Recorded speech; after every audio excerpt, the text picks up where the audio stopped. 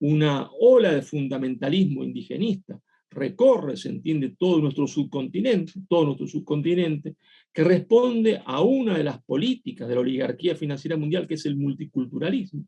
Es decir, renegar de lo mejor, renegar del mestizaje, renegar de que la gente funde su sangre para ir a un fundamentalismo indigenista, con la excusa de que antes de la conquista española de América existió, se entiende, un paraíso comunista en el Perú, un paraíso socialista en México, donde todo el mundo cantaba, comía y hacía el amor alegremente, cuando en realidad lo que había, se entiende, la guerra permanente, canibalismo, antropofagia. Pero bueno, todo esto es parte, se entiende, de la leyenda negra, que se fomenta, justamente, se fomenta para rechazar todo lo que nos une, porque lo que nos une es la lengua.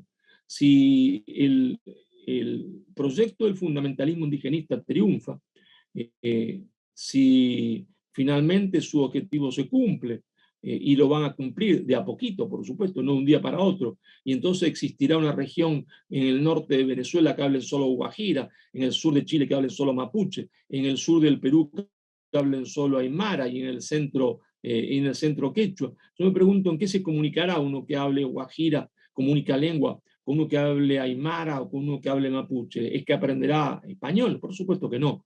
Nadie en su sano juicio va a aprender español, porque la primera lengua que uno quiere aprender es el inglés, que le permite, se entiende, hacer el comercio mundial y estar en el mundo. Entonces, estos supuestos antiimperialistas, como el señor, se entiende, Evo Morales, como el señor presidente de la República del Perú, el señor Castillo, o como la presidenta de la Asamblea Constituyente de Chile, en realidad, creyendo ser imperialistas, antiimperialistas, creyéndose antiimperialistas, son la mano de obra más barata del imperialismo internacional del dinero, la mano de obra más barata que jamás tuvo el imperialismo anglosajón en su historia.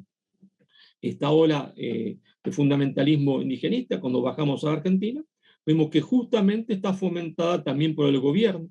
Asistimos hoy a un hostigamiento, se entiende, en la cordillera de los Andes contra todos los argentinos por reductos de algunos que se llaman mapuche, que ni siquiera lo son. ¿Y por qué en la Patagonia? Muy sencillo, porque la Patagonia, digámoslo con toda crueldad, la Patagonia es un territorio en disputa. Esto ya lo había revertido, no el pobre profesor Marcelo Gullo, sino el más grande, sino uno de los más grandes intelectuales y pensadores que tuvo la Argentina, ¿no es cierto?, que fue Arturo Jauretche, en su libro Política y Ejército, Patria Grande o Patria Chica, en su último capítulo, donde se plantea cuál es el destino de la Patagonia, y dice Jauretche, puede ser nuestro Texas, puede ser nuestro Texas. Lo que pasa que hoy en las universidades argentinas, muchas de ellas una de ellas lleva el nombre de Jauretche, otras se dicen nacionales y populares, nadie lee a Jauretche, y por supuesto nadie reflexiona sobre esta parte del libro donde dice Jauretche, la Patagonia puede ser nuestro Texas. Entonces, cuando bajamos a la Argentina, ¿qué es lo que tenemos? Cuando bajamos a la Argentina, lo que tenemos es una situación extremadamente grave, porque el movimiento nacional de liberación, que era el peronismo, ese movimiento nacional de liberación que era el peronismo, sufrió un doble entrismo.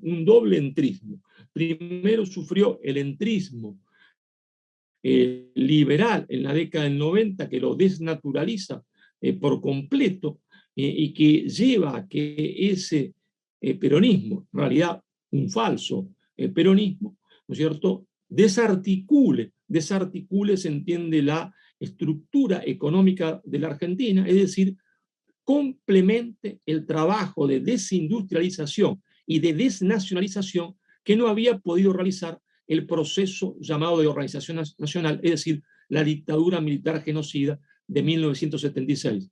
Más claro canta un gallo. Digo esto porque fue el mismo José Alfredo Martínez de Dios, el ministro de Economía de la dictadura genocida del 76, cuyos antepasados habían sido elegidos por Beresford durante las invasiones inglesas para administrar la aduana, es decir, viejos aliados de la oligarquía británica. Fue José Alfredo Martínez de Dios el que dijo, el peronismo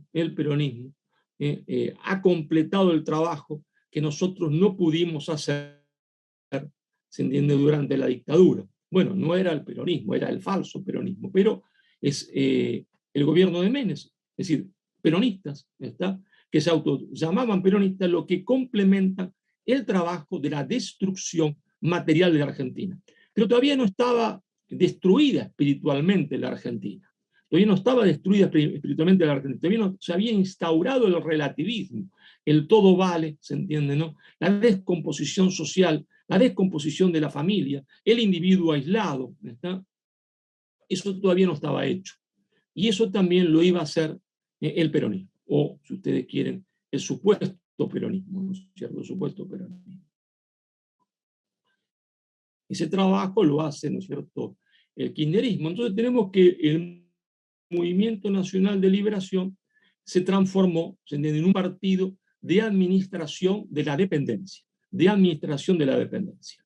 Y entonces, claro, este partido de administración de la dependencia, con la jefatura en el partido de administración de la dependencia, la señora Cristina Fernández de Kirchner, adopta completamente una de las ideologías de subordinación de la oligarquía mundial, que es el progresismo.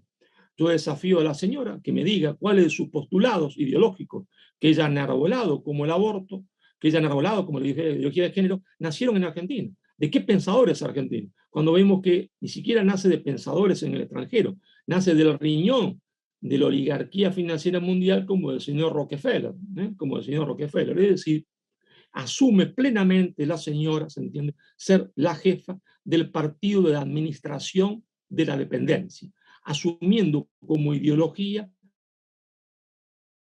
una ideología de subordinación, es decir, convierte al Movimiento Nacional de Liberación, una vez más, como lo había hecho Menem, en un instrumento de la dependencia y no de la liberación.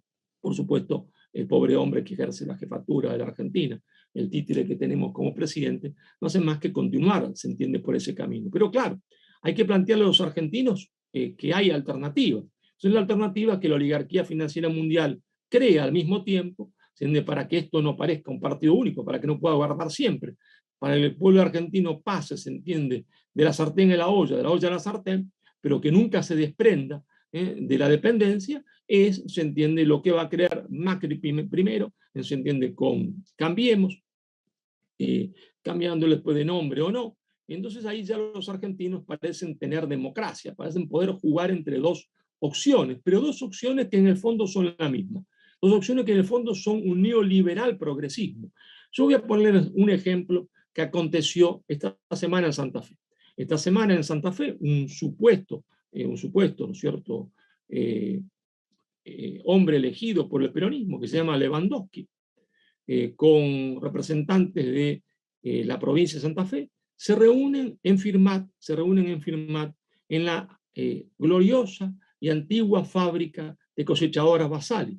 Fábrica que podemos decir había fundado Don Roque, pero había fundado Don Roque con la ayuda de Perón, digamos, con el beneplácito de Perón, con el estímulo, más, no sé qué palabra encontrar, porque cuando Roque fabricaba máquinas, y muy poquitas, porque no tenía capital, Perón lo llamó y le dijo: ¿qué necesita Don Roque para convertirse en el más grande industrial de la Argentina, fabricando cosechadoras?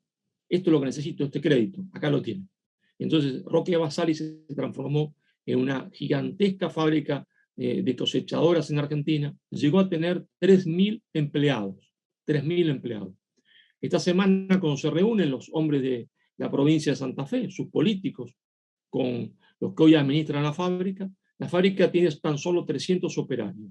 Y no porque haya habido una revolución científico-tecnológica en la fábrica que se automatizó, no se automatizó nada. Sigue siendo la misma fábrica de antes, pero en vez de 3.300, con el 10%. Pero hay condiciones ahora, dada la terrible devaluación que ha sufrido la Argentina, que ha pulverizado los salarios, pero que por otra parte ha hecho más competitiva la industria nacional. Hay condiciones para volver a producir máquinas cosechadoras. Pero la respuesta no fue la de Perón. Dígame, don Roque, ¿qué necesita? ¿Cuánto necesita? Y yo le doy el crédito. La respuesta del gobierno de Santa Fe, el pseudo peronista gobernador de Santa Fe, fue: no hay plata. Podría ser una respuesta cierta, ¿no? Entonces no habría nada que objetarle. Plata sobra, porque la plata va a la ideología de género, pero no va a una fábrica para que de vuelta vuelva a haber 3.000 trabajadores y para que cada trabajador pueda alimentar a su familia. La plata va para predicar ideología de género. Eso es lo que hace el señor gobernador de Santa Fe, pseudo peronista, con todo el pseudo peronismo que lo acompaña, se entiende, en la administración de la provincia. Para reconstruir Basali no hay plata. Para el aborto hay plata. Para la ideología de género sobra plata.